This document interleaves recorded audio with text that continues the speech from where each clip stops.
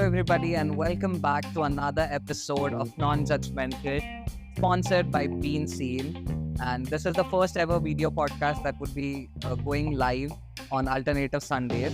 And this is the second episode of the audio podcast. It is available on all the podcast platforms as well. And today's topic that we have is numbers to narratives. Before we dive deep into the topic, I would like you to introduce to the guest of today's podcast. I'm so sorry. Today's podcast, Mr. Kamlesh Kaltari, who is a CA by profession and has been a writer, entrepreneur, and much more. Welcome to the podcast, Bhaiya. Thank you, Ankush. As Ankush said, it's a first video podcast for him. Yeah. For me also, it's a first experience of being interviewed, and I'm glad that I am the first speaker. Thank you, my pleasure. It's great to have you here. So before we dive deep into every segment that we decided we want to talk, how did your journey start through? I mean, your college, and then why CA as a profession? Yeah. So, I mean, before I get into that, life is a beautiful tapestry of experiences, filled with moments that shapes us who we are today. I am a chartered accountant by profession, and coming from a very humble background. I was born and brought up in Athni, which is a small town. And when I say Athni, not many people used to relate to in my college when I moved to a bigger city. So I used to call Athni as Athens. And the next destination which I moved to was Belgaum, which is again in Karnataka, 150 kilometers from Athni. So Belgaum was also not known to many people. So I used to call it as Belgium. So people used to get excited. Coming back to my journey, I did my schooling and, plus 2, which is 11th and 12th here in Athni. And I was very unclear, what I need to do, in life as next course of action. Because in those days, there were not too many means, or not much guidance that was available to us. But then, I was a hard worker. I used to study at the same time, help. We have always been told your stories that, you all used to work like this or study this way. You also have, you all three brothers, you have 2 younger brothers as well for the audience. So you all three are always been given examples of, how do you go ahead in your life. At least in this town, at least in my childhood, I've heard a lot of stories. I hope in a good way. Yeah, definitely. So, then, my dad has always been supportive. I used to help him in a small shop that we have. In spite of that, I got good numbers in my QC second year.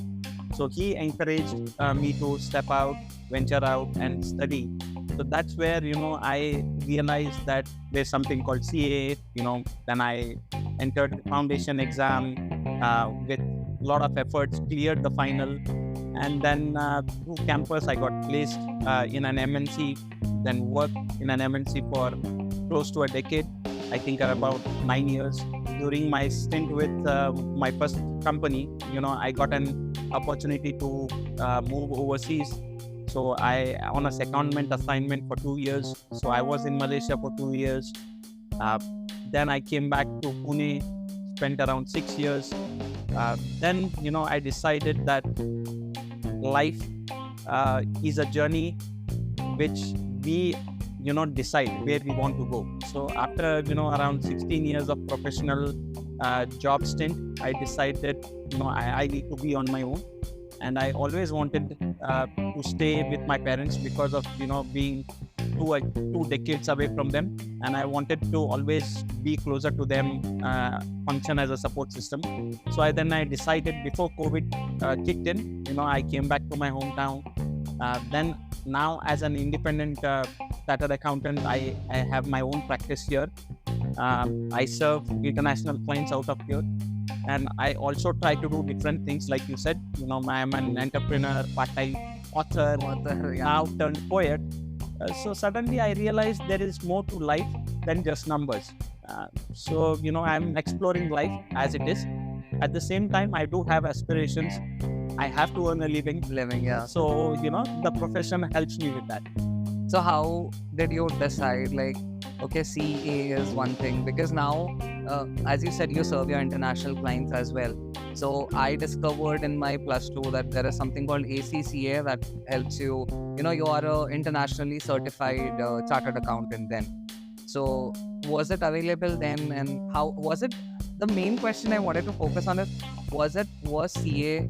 I'm sure it must have been difficult, but as now we have, I guess, 4 to 5% of people clearing CA every year.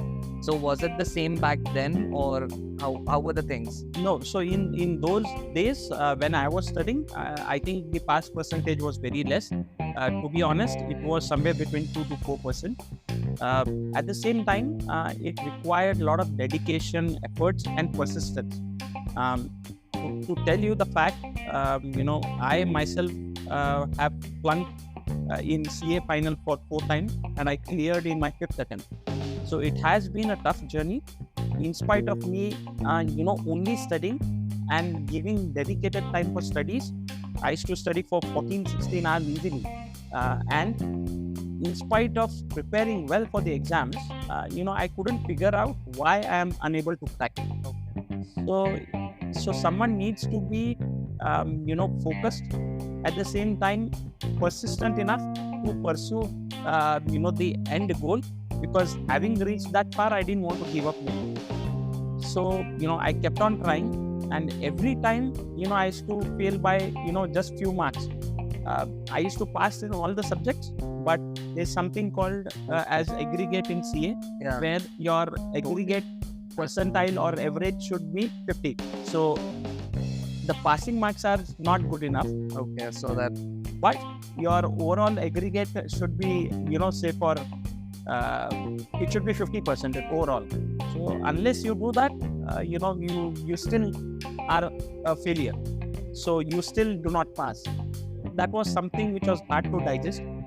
And just to tell you an interesting story, my grandmom, my mother's mom, so she was like, she used to see the pain, and she was very old. I mean, you can imagine. So, and with all good intentions, she was, one day she said, why are you failing? Can't you bribe the examiner or something, and so that he can give you some grace mark? So in all cuteness and innocence, she made that statement, because she saw in the efforts that I was putting in. But in spite of that, I was unable to cross the line. So it's all fate. At the same time, hard work also pays. So I would say it's a tough journey. Back then, the pass percentage was tough. Plus, we didn't have enough means in terms of coaching, training, guidance. So at times we used to not get the previous what you call ready reckoners that you have. The answers to the past question papers was not easily available. So we have come a hard way, but now everything is available. With technology, things are very easy. The question pattern has changed. There are MCQs, and there is easy access for the pattern, for the most likely questions. Plus, you have enough coaching centers. So life now is very easy. I would not say easy in terms of cracking the exam, but in terms of access to the resources that you have, your arms and ammunitions are good enough so that you can win the battle. So I would leave it to that rather than getting whether it was tough those days or now. But I think it's easier considering the resources that are available at. Now I have two scenarios in my mind. One is, you said like you failed to attempt like for 4th time, and 5th time you did crack it when it was your CA. And now all of a sudden, if I consider, because if I step into your shoes and just imagine that I've been working as a corporate, I've been working in corporate for like 16, 17 years, and then all of a sudden I decide to come back to my hometown. So if I think like that, I don't think my parents would be that supportive. Like, why do you want to come back? There's good life there, there's good future and everything. So I just wanted to ask, like, in these two scenarios, how did your parents react to it? So in terms of me persistently failing as a first option, and second, me wanting Yeah, in to the come back. both the scenarios. Okay. I think it was very difficult in the first scenario when I was constantly failing, but at the same time, the efforts that were put in, the goal or the end objective was never diluted. Failure is something I believe we all should embrace upon. It's easier said than done, but these are all experiences. It happens in your day-to-day life also. It happens in sports. So not everyone can have 100% track record. So the opponent is also there to play. So you lose some, you win some. So out of every failure, what I used to do is I used to try better my attempt. If I was attempting say 90 marks, I would try to improve my speed, or I would try to improve the quality of answers, or I used to try and understand why am I lagging, which was again a challenge because we were never given our answer sheet or the gist of Why? what are the reasons why you're failing. But I used to try to cover additional topics. I used to, because there was out of syllabus questions also, so I used to try and relate practical taxation related matters in a paper like direct tax, indirect tax, or I used to reach out to practicing CAs and see what are the practical aspects that one can apply from a profession to a CA exam, which will help you to give a flavor that an examiner is looking for. So as a failure, it's not a roadblock, but it is an experience which you need to take in your stride and better your efforts. So that was my take on the exams.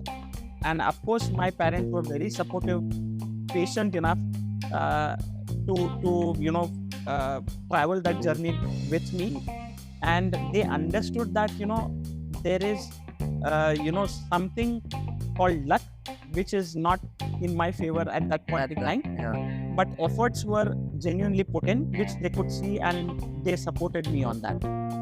Now coming back on the professional journey, and sorry to cut you off before you talk.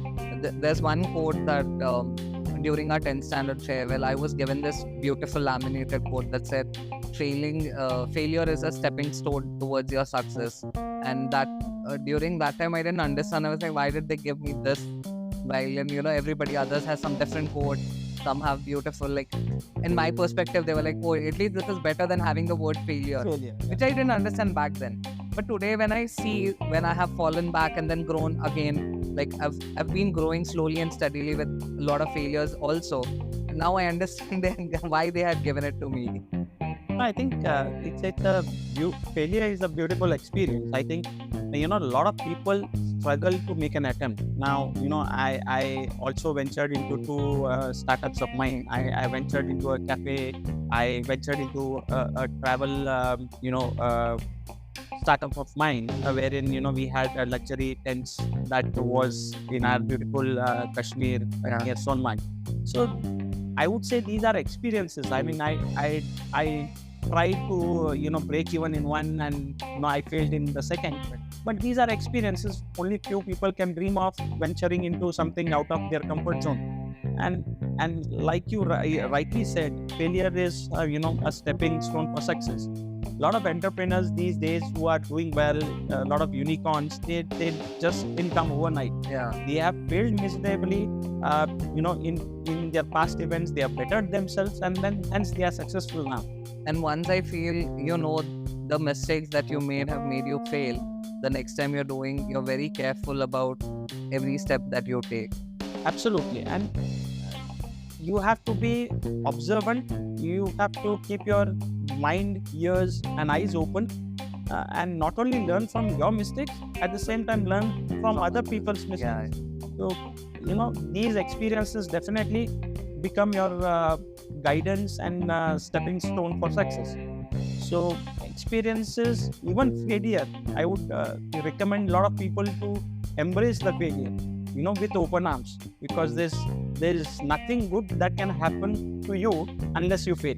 Yeah. So that has been my humble and honest take on failure.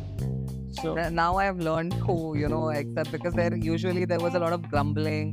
Oh, this is why is this happening? Blame yourself, and then okay, fine. And it's very difficult to accept your mistake at that point of time. Like, oh, this is something I shouldn't have, but it has to. So basically, it's all about acceptance as well. The more easily you accept things that are happening, it will be more easier for you to face with the life ahead. and mind you, failing in a particular thing, having a pattern is more dangerous. Yeah. And not trying to better or improve is also the same crime, I would say. You need not fall in the same pit multiple times. You need to learn from your mistake and Break that pattern and absolutely move ahead. Yeah. And now coming back to the thing. most Yeah. interesting thing, I think parents have been supportive on my decisions, because they are not getting younger by the day. Once they got confidence that I'll be able to manage my professional front operating out of here, they were very supportive. In fact, they were the most happiest, and that gave me validation of my decision. No, definitely. I mean, you are a CA by profession, so there's no doubt. Like, even if you work independently, there's no doubt that you need a support of corporate to do something. That's something you could have done here as well.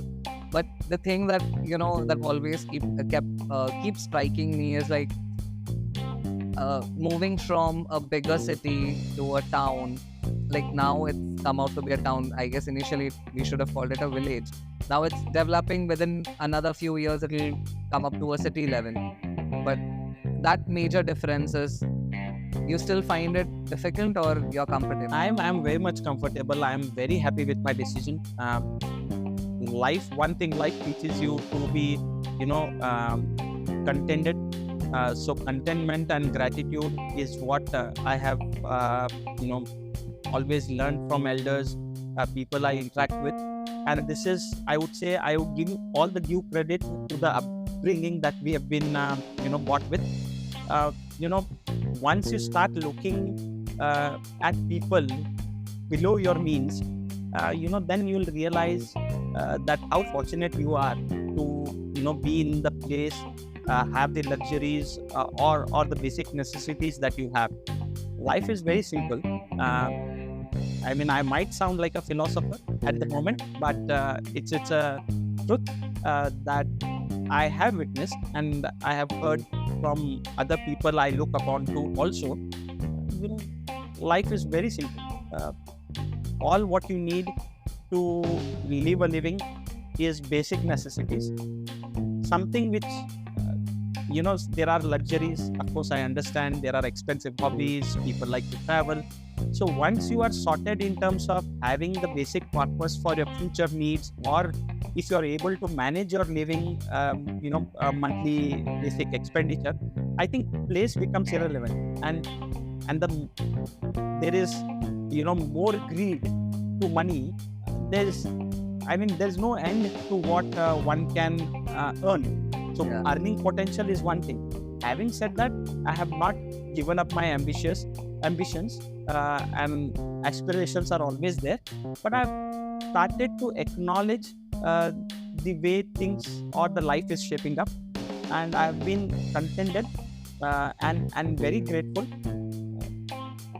I would, one thing I've realized, and it's a message for our listeners also.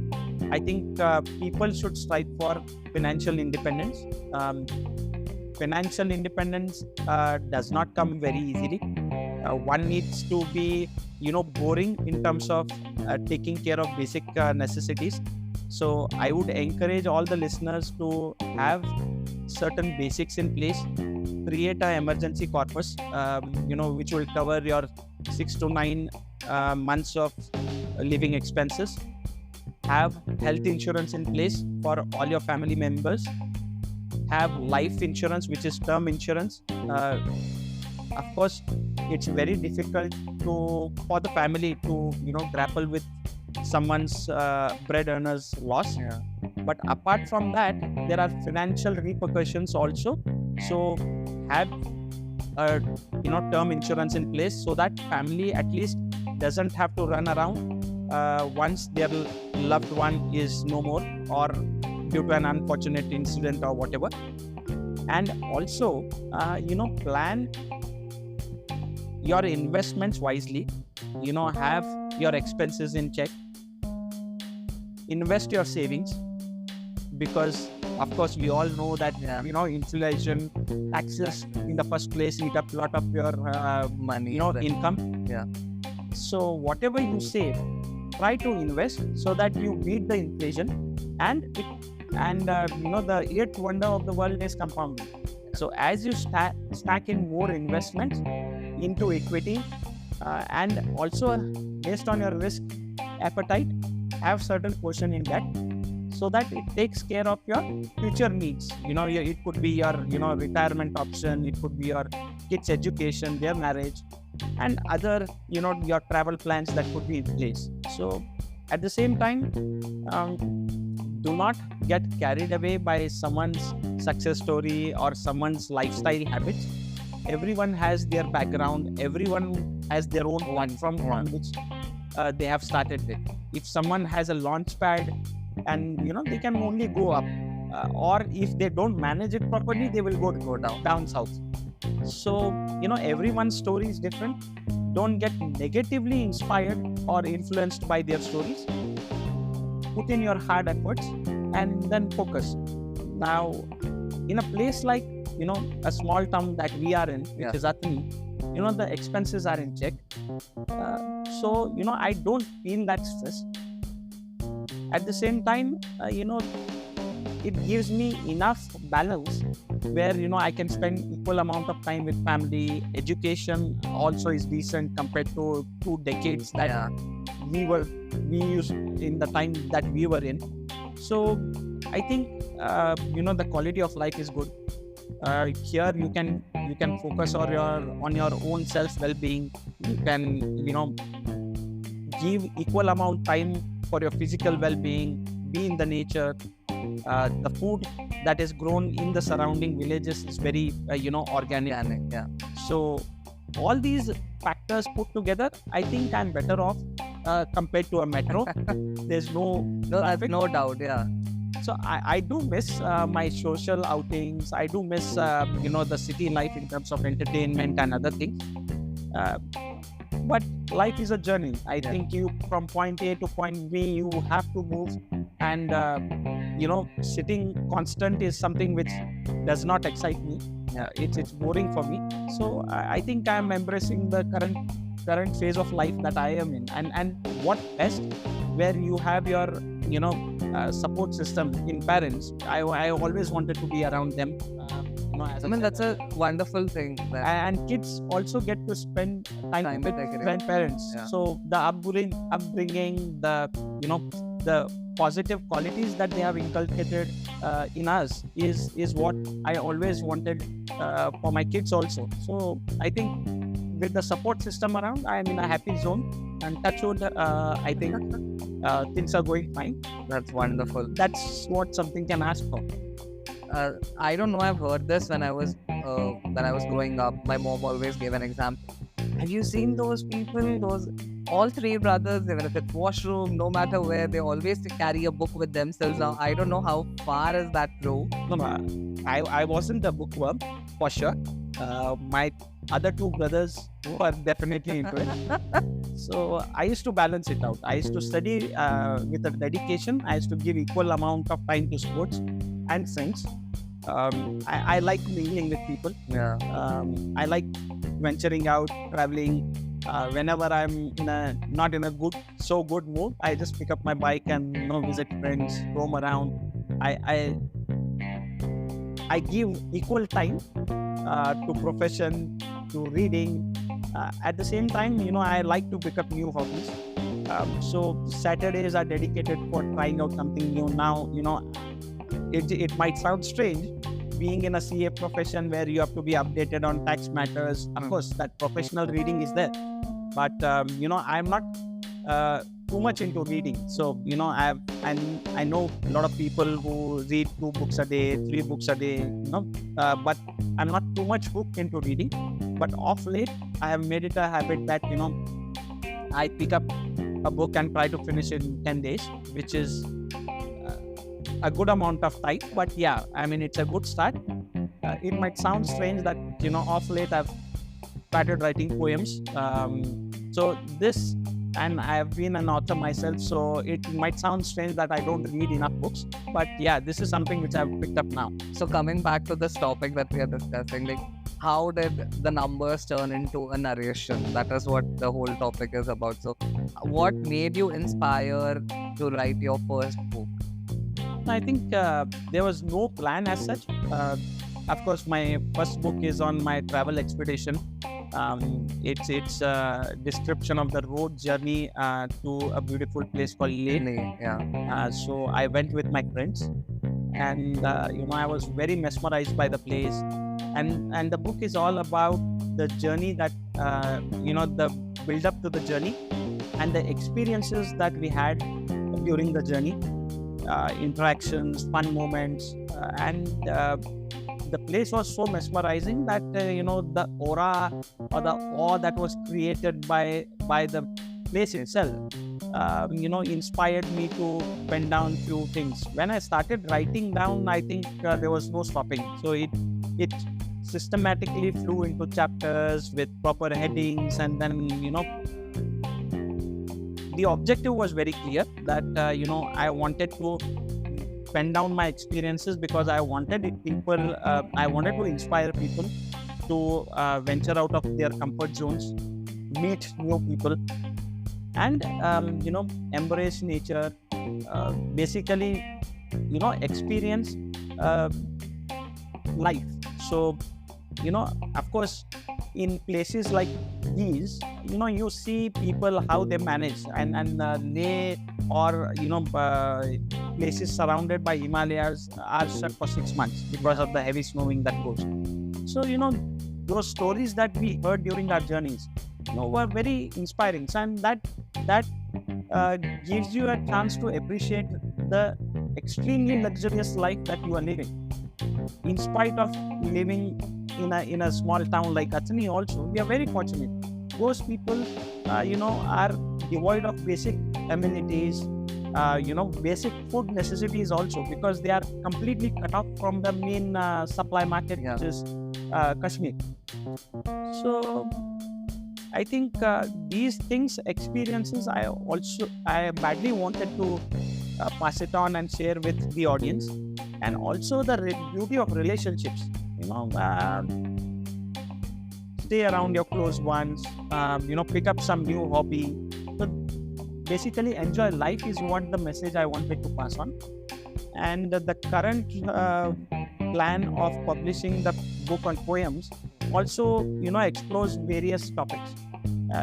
It's about midlife crisis, it's about relationships, it's about, there are certain poems on your crush, then basically your fun time with your family members, and there are certain poems on spirituality. So it's about various stages of life, and these are very much based out of personal experiences. As I said, there was never a plan to turn into an author or poet. This is something that, as I said, I like venturing or taking up new things, which is also I wanted to explore. And I'm ready to experience failure. So there has never been a hidden motive of making money out of writing or taking it as a full-time profession. This is something I wanted to try it out. Because I have heard a lot of stories, I've watched a lot of interviews and read a few articles of how do the writer writes that they need some creative space, they want to get locked into a room, think about it, or if they start writing, it goes in a flow for maybe 10 days, a week, or a month, or almost a year as well. So did you face any kind of these challenges to be creative enough to put it to your book? you cannot plan to write something at the moment. So I'm only talking about me. Mhm. So I get these writing spurts. So basically, whenever the creative side of the brain is on, then that's where ideas start flowing, and then you put pen to paper and then start writing. So my experience has been like, I used to, when there is peace around, there's no noise, that generally used to happen, post 12 in the midnight. So I used to write from 12 to 2:30 or so, and then dedicatedly Saturdays I used to give time for self, without any other thoughts. I used to attempt writing something without having a planned structure to it. So that's how the collection of poems also kicked in. So I used the lockdown period to write some stuff. I think I would say I don't look for a writing topic. It naturally happens. I'm finding it difficult to explain, but this is how I understood. Have you thought a name for the book that is coming up? not yet. I have listed down 6 titles. So I need to finalize one. If you could name, not maybe out of the 6, or if you want to keep it like not revealing. So anything other than that, if you would like to name on your own, just for fun, right? Currently it's a work in progress. The book is with a publisher who is going through and will evaluate how we go about the next steps. So at the moment I would not like to reveal much, but in due course I think we'll discuss more on this. Yeah, definitely. Other than that, what is a small piece of advice you would like to give it to our listeners, and what? I think holistic advice overall. Have 5 hobbies. One hobby should take care of. I think this is the interesting piece that I have read recently. One hobby should take care of your living expenses, which will become your profession. One hobby to take care of your physical well-being. So you can take up gymming, you can take up any sports. So your physical health is in care. Develop a hobby which will cater or feed to your creative side, which could be arts, which could be a hobby like music, learn a musical instrument, or I would like to add something to that, to give an appetite to your creative side could be something like travel. So when you travel to different locations, destinations, you learn about new cultures, different people, so that your creative mind should be always fed with creative side, where all you are doing justice to learning something new. So that will keep you engaged, and all these negative thoughts or random thoughts that creep in can be avoided. The other 2 are where somewhere One is for knowledge. so one hobby, you should have a hunger to stay updated on a professional front. I would not call it a hobby, but it's a requirement. So you need to stay abreast of what is happening in your core area of work, which could be technicals, upgrading your technical skills. And the third hobby or skills that one should focus on is be abreast about latest developments. Now something like chat GPT is there, AI is coming in a big way. How it can enable to simplify life or ease your regular routine things. If one is abreast about all these things, it makes your day-to-day chores very easy. So I would want to give a message that build on these aspects and do not take too much stress. Life is very simple. It's easier to say at this juncture, but I've come a long way.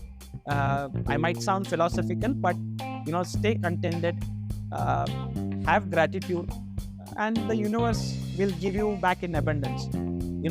I always believe, look at people below you, in the sense who are not fortunate enough. But if you see them, they always have a smile on the face. They are very happy with their circumstances. They are grateful for what they have, and the environment in which they live is very happy. They do not know how they are going to earn a bread for the next day, but they are most stress-free people that I've seen. And coming back to us, when we have 6 to 7 months taken or 9 months taken care of, but we are under constant stress. How I am going to earn this much, this is my target, what do I do? So in the process, we are not living In the moment. today. Yeah. We are not living in the moment. So we are either stuck in the past, where we have a lot of regrets, or we want to change the past, or how could have we bettered the things in the past. We are always stuck in the past, or we are stuck in Lately, the it's the future. future. So that's where the joy of life, living the moment, is lost. So that's a simple message. Live life, enjoy life, and gain experiences, be it success, failure, it doesn't matter. Because everything helps you at the end of the day, whether it is a success or whether it's a failure, all it gives you is a learning and a wonderful, a journey that you will always cherish, even if it's a failure. Because I cherish the failures that I've had in my life. Even though I might not be as old as you are to understand these things, but with due time, yes, definitely. Yes, and I think we should be grateful for the Lord that we are breathing at this moment. Yeah. The biggest gratitude that we always. Absolutely. And if you are able to wake up tomorrow, that's something you're fortunate. So be thankful for that, and start every day afresh. Yeah. And with a positive attitude, you can win the negative situations also. So have a positive outlook towards life. I was actually going through one of the book named Magical Mindset.